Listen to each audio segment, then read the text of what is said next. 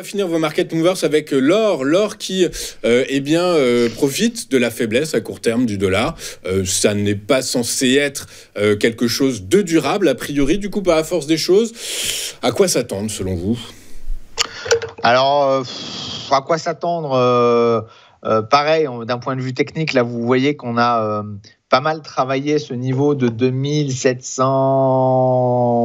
on va dire. Moi, j'aime bien arrondir aux chiffres ronds. Donc, même si d'un point de vue technique, le trait est à 2720, j'aurais tendance plutôt à dire entre 2720 et 2750 pour être sûr. Donc, ça, c'est le niveau de résistance qu'on a travaillé. Je pense que si on veut une hausse au-delà, si on veut vraiment... parce que là, je voyais ce matin les analystes, ils prédisent encore les $3000, c'est cette cible qui était soi-disant la cible pour 2024, qui n'a pas forcément, finalement, qui n'a pas du tout été atteinte. On entend même parler maintenant de $3500 d'ici fin 2025.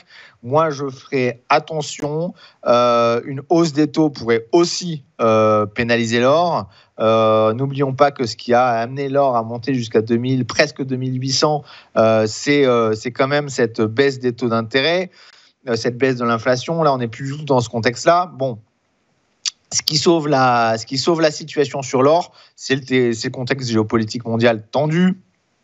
Les inquiétudes, parce que si Donald Trump fait des effets d'annonce qui pourraient déséquilibrer les politiques internationales, ça aussi, ça pourrait jouer sur l'or. Donc bon, l'or tire son épingle du jeu. On est quand même sur des niveaux très très élevés. On est à 2000, là ce matin, on est quasiment à 2700, 2699 $ l'once.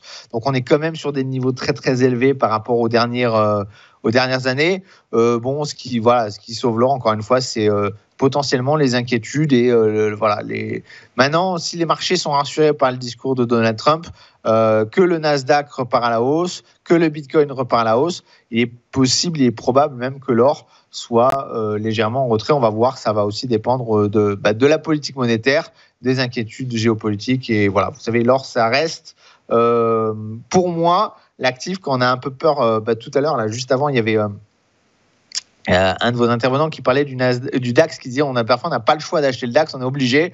Parfois, on est obligé d'être investi. Quand on ne sait pas quoi acheter, on achète l'or par défaut. Donc on va voir. Donc un peu de patience sur l'or finalement par la force des choses, attendre de voir comment les dénouements notamment géopolitiques. On sait qu'en ce moment actuellement un cessez-le-feu a été signé dans la bande de Gaza. On attend le feu vert du gouvernement israélien quant à la mise en place de cet accord en 3 phases. Toujours est-il que, Dieu merci, si je puis dire, les tensions géopolitiques en ce début d'année 2025 s'amenuisent légèrement. Du coup, peut-être que ça pourrait mettre un peu sous pression l'or et donc le faire aller plutôt vers ses supports plutôt que ses résistances. À voir tout ça, écoutez. Tout ça nécessite un peu de prise de recul. Donc en gros, vous nous dites sur l'or, prenons du recul, attendons de voir dans quelle direction il va. Pour l'instant, rien n'est défini. Voilà, si vous en avez, gardez-le en portefeuille. De toute façon, à ce niveau de prix-là, il y a pas de raison de le vendre. Enfin, je veux dire, si vous l'avez acheté en début d'année, là, vous êtes très bien. Attendons de voir. Pour moi, ça va être l'actif charnière. Après, si les choses se passent bien, ça serait peut-être intéressant, je pense, de réallouer votre portefeuille investi en or, surtout si c'est en ETF. À ce moment-là, c'est encore plus facile à vendre et à le réallouer sur du Nasdaq ou du Bitcoin.